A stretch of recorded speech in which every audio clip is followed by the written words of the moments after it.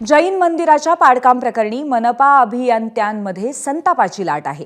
फक्त सहाय्यक आयुक्तांवरच का कारवाई होती असा सवाल करण्यात येतोय।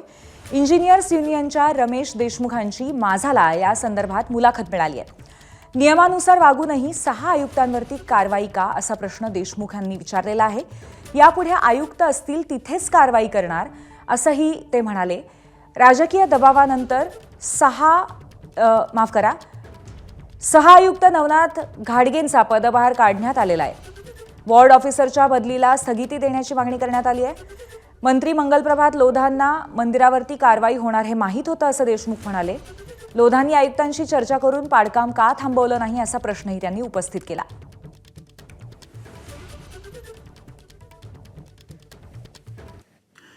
विलेपार्ले स्थित जैन मंदिरावर मुंबई महापालिकेनं कारवाई केली आणि या कारवाईमध्ये इंजिनियर्सला त्यासोबतच वॉर्ड ऑफिसरला दोषी धरलं जातंय आणि या सगळ्याच्या पाठीशी उभी आहे म्युनिसिपल इंजिनियर्स असोसिएशन मुंबई, जी इंजिनियर्सची एक संघटना आहे आणि त्यांनी मुंबई महापालिका आयुक्त भूषण गगराणी यांना पत्र लिहिलं आहे आणि पत्रात सांगितलं आहे की पूर्णपणे तुम्ही इंजिनियर्सला किंवा वॉर्ड ऑफिसर्सला पाठिंबा द्यावा, कारण न्यायालयाच्या आदेशानुसारच ही कारवाई केलेली आहे। आपल्यासोबत या सगळ्या संघटनेचे कार्यकारी अध्यक्ष आहेत रमेश देशमुख भुतेकर।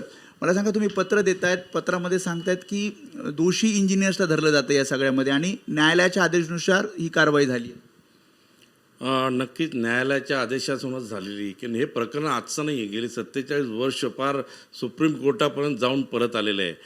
म्हणजे मला आश्चर्य वाटतं की सुप्रीम कोर्टाचा निर्णय एखादं खालचं न्यायालय कसं काय थांबवू शकतं, हा एक दुसरा एक वादाचा विषय याच्यातून निर्माण होऊ शकतो।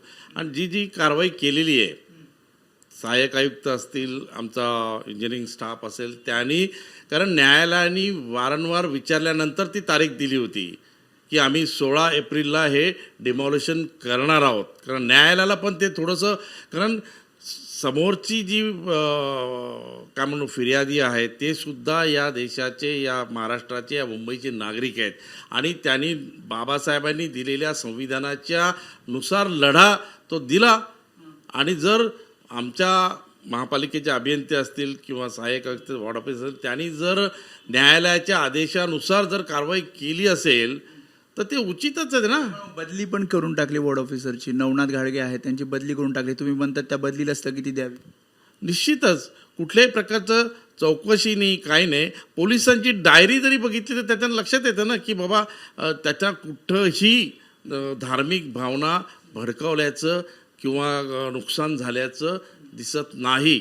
मग पोलिसांवर कारवाई का नाही आहे? माननीय देवाभाऊ, मला या ABP माझ्याच्या माध्यमातून आपल्याला विचारायचं वाटतं, मग पोलिसांवर, आमच्यावरच फक्त कारवाई, बरं कारवाई किती करणार?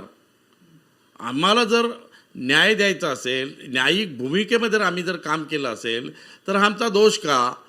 मग यापुढे मुंबईमध्ये असे कुठले संवेदनशील असतील ना, जर मुंबई महानगरपालिकेचे आयुक्त हे निष्कासनाच्या वेळी हजर असतील तरच काम केलं जाईल, अन्यथा नाही। कारण माहिती आहे ना, म्हणणं की मुंबई महापालिका आयुक्त हजर राहिले पाहिजे अशा पाहिजे कारवाईच्या वेळी। मला सांगा, हायरार्कीमध्ये उपायुक्त आहे, अतिरिक्त आयुक्त आहे, मग एकट्या सहाय्यक आयुक्तावरतीच कारवाई का? त्यांनाच काय जबाबदार धरलं जाते, बाकीचे का नाही? म्हणणं आहे या पत्रामध्ये असं दिले की दबाव टाकला गेला आणि त्याच्यामुळे कारवाई होती। निश्चित राजकीय दबावापोटीच। मला तर आश्चर्य वाटतं की राज्याचा एक जबाबदार मंत्री मोर्चाला लीड करतोय, मोर्चाचं नेतृत्व करतोय। सरकार म्हणून तुम्ही ते थांबवलं असतं।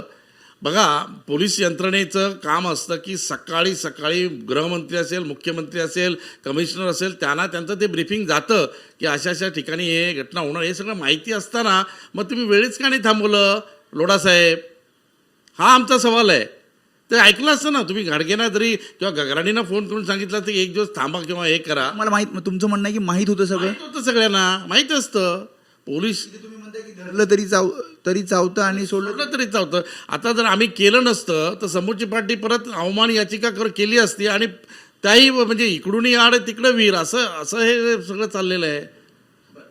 आता तुम्ही पत्र लिहून काय मागणी करतायत? आणि आम्ही उद्या दिनांक 23 एप्रिल रोजी के विभागामध्ये बहुसंख्येने आमची जी संलग्न संघटना आहे म्युन्सिपल मजदूर युनियन शरदराव पुणेत, आम्ही तिथे लोकशाही मार्गाने तिथे धरणं देणार आहोत आणि या प्रशासनाला जबाब विचारणार आहोत की यापुढं काम कसं करायचं, कोणाचं ऐकायचं, राजकारण्याचं ऐकायचं का तुमचं ऐकायचं का न्यायालयाचं ऐकायचं, हे एकदा ठरवा आणि मग आम्हाला निर्णय घ्यायला लागेल. एबीपी माझा, उघडा डोळे बघा नीट.